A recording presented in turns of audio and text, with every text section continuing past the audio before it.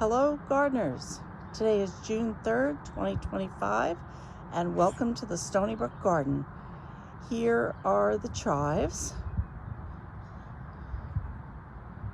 and here are the mason bee homes, and I'll have to do a separate video on them. I've got quite a few of the tubes filled this year.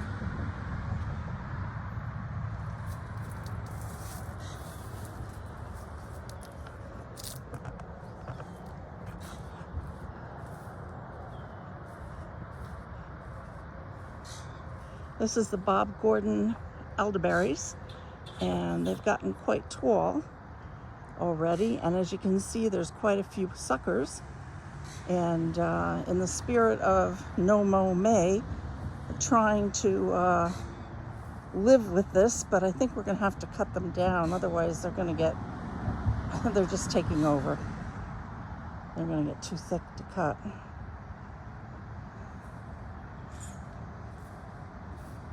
One of our azaleas. The bumblebees just love this plant.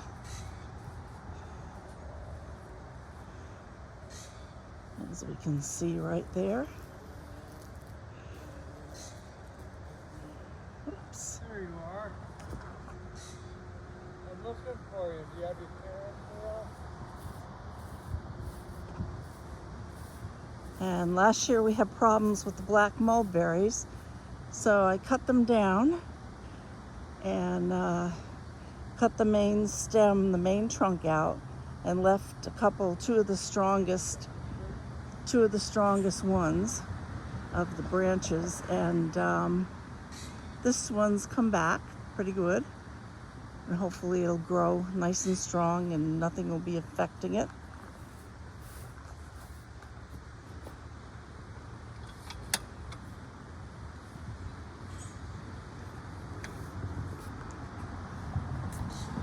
So in most of the beds, I have a lot of spring plantings.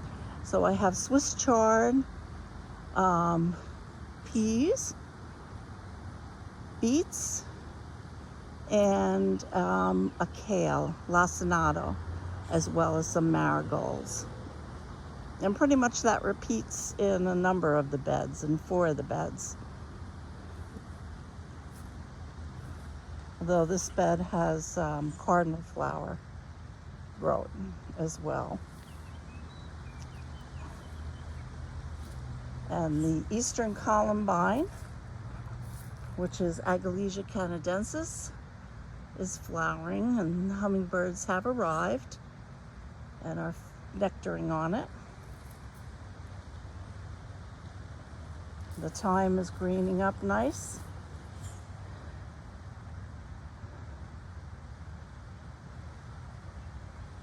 And this is Golden Alexander, Zizia aurea, and it attracts a lot of wonderful insects. So all the insects with the small mouth parts, such as ladybird beetles and other very beneficial predatory insects. The Welsh onions are starting to open up to flower.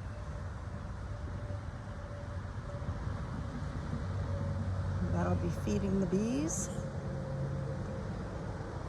The roses are growing leaves.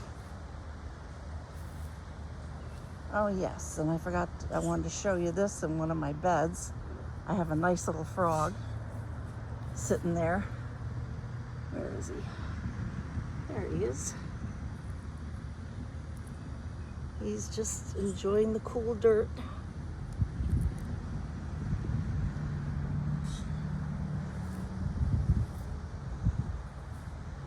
Another bed with the same plantings.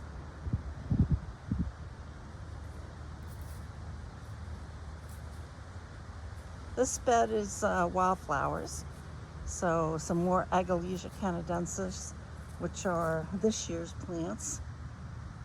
I have a bunch of saffron crocus, and then there's anise hyssop, freshly planted this year,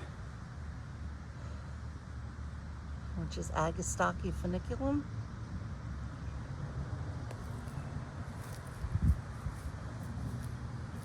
And I have some red milkweed, which is Asclepias incarnata. Gotta do everything I can for those monarch butterflies. This is a Laetris variety. I have 3 Laetris varieties. This one is the common name of meadow blazing star, Laetris liquistalis. This is another Laetris, Laetris spicata. It's a shorter one. Gets maybe 2 to 3 feet.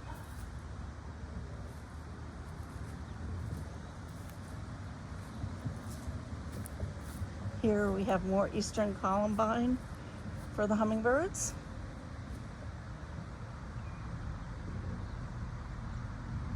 Like I've said, I've seen 2 males now. Might be 1 sighting or 2 sightings of the same male.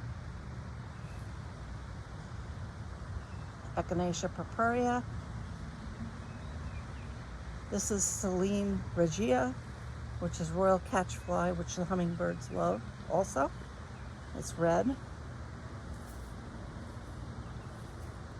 This bed has rhubarb under the cage because last year I had a lot of problems with critters digging it up. I don't know why they bothered it, but they did.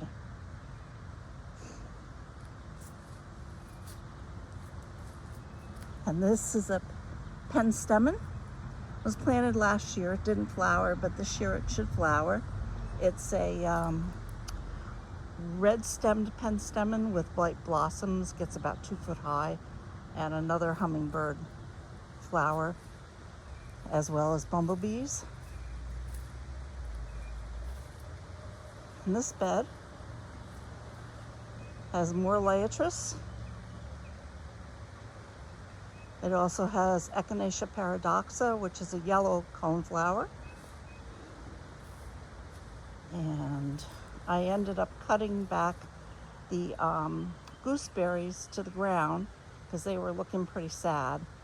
This gooseberry came back and it looks nice and healthy. And I lost 2 of them, so I've replaced them from the nursery. 2 brand new ones, which, you know, won't have anything on them probably this year. No berries. And that is a New York aster.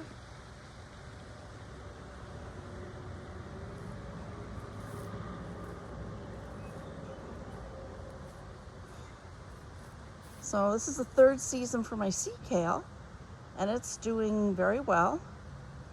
I harvested some of the flowers, maybe half of them, before they turned into flowers, and sauteed them up with some garlic and olive oil, and they were quite good. A little bitter, but they were good. I've got another 2 more plants. One is flowering. The bees do love it. And I have 2 that have started from seed.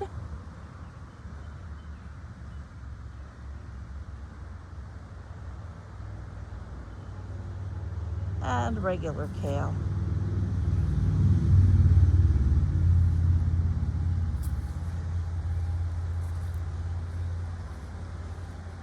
The currants are doing fabulous this year. Gonna have a ton of berries.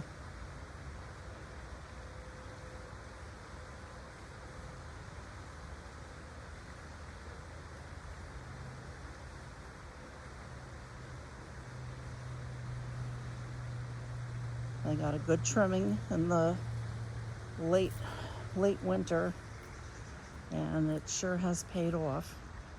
And look how thick they are with flowers.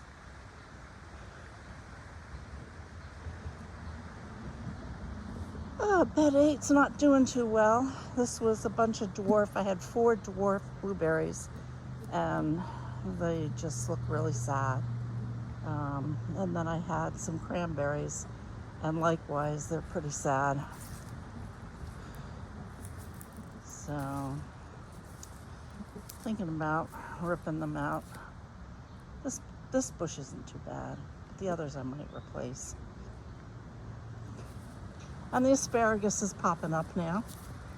I've had one harvest so far, and they're tender this year.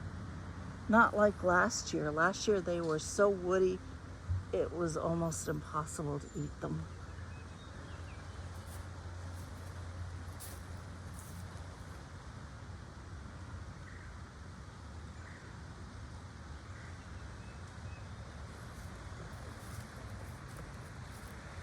And last but not least, I've got over here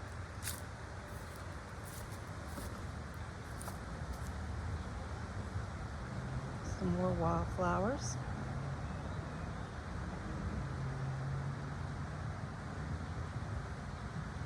This is sneezeweed, it's called.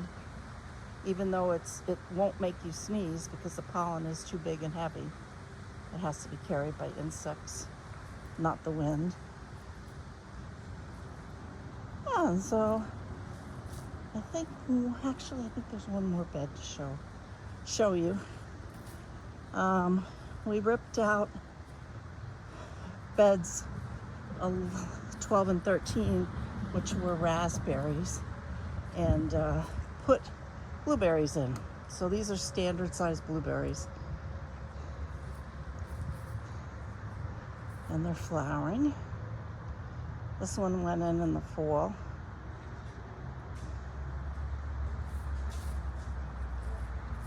And here's some more Agalasia.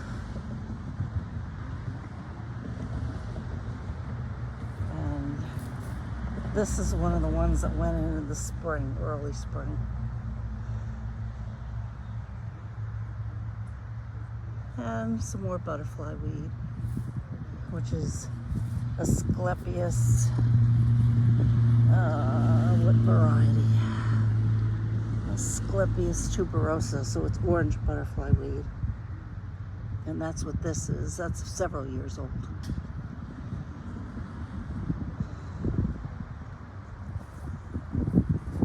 And then this is Monarda didyma, which is a red bee balm. I hope you enjoyed the Stoneybrook Garden.